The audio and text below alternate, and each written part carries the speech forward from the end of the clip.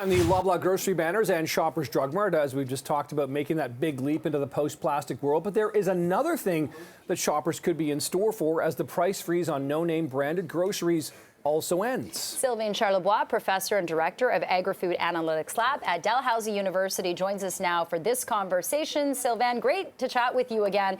So it looks like February was that deadline that they kind of gave, saying, okay, we're going to freeze it. People are having a hard time over Christmas, but no word on what's going to happen in February. So what are we in for now? I'm not expecting much, to be honest. In fact, typically suppliers would notify grocers weeks in advance, months in advance, actually, that really you'll get an increase, and those increases are typically in February. So more pressure on Loblaw.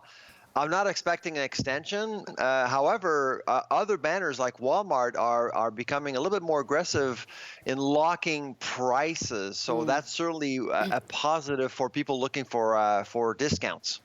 Sylvain, how much does sort of the competition come into play here? And what I'm saying is, are shoppers sort of as dialed in as they perhaps need to be in this era to save some money and say, hey, maybe what I'm seeing at Loblaw, isn't necessarily, 50 cents cheaper. I'm going to go to Walmart. Do you see people shifting their spending habits based on where pricing is?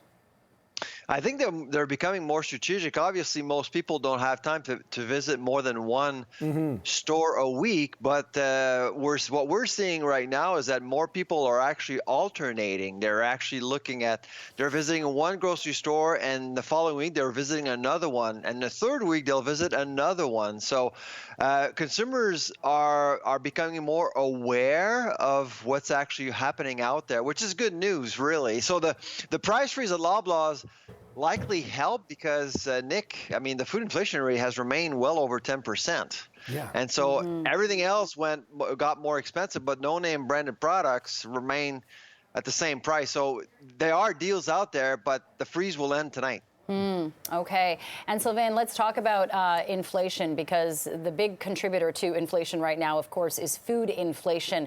So is there a silver lining to this? Do you see when this might end? I know there's so many contributing factors, post-pandemic recovery, the war in Ukraine, but what do you see needs to kind of end before that shift begins?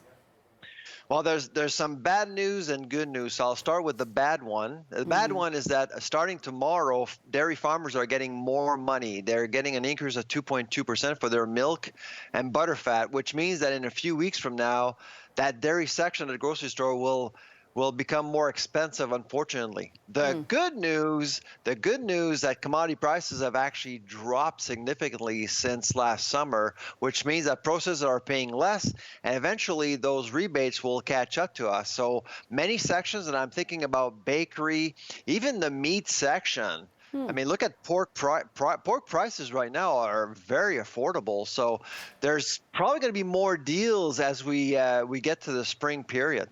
All right, well, we'll look forward to that. In the meantime, one thing, we've talked a lot about Loblaw here, Sylvain, but also Metro's CEO says food price hikes are likely coming next month. So what is potentially different or significant about what the Metro CEO is saying in this latest call?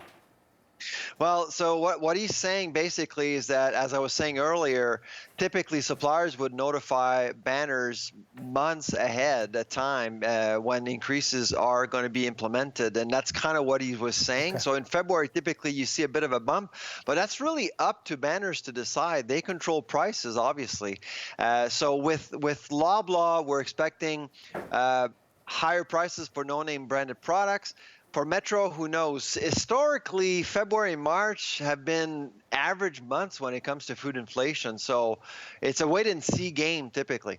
All right. Well, we'll wait and see what happens till the next time we speak to you, because Sylvain Charlebois, we always appreciate your insight on this program here. Thanks for joining us yet again this morning. Take care.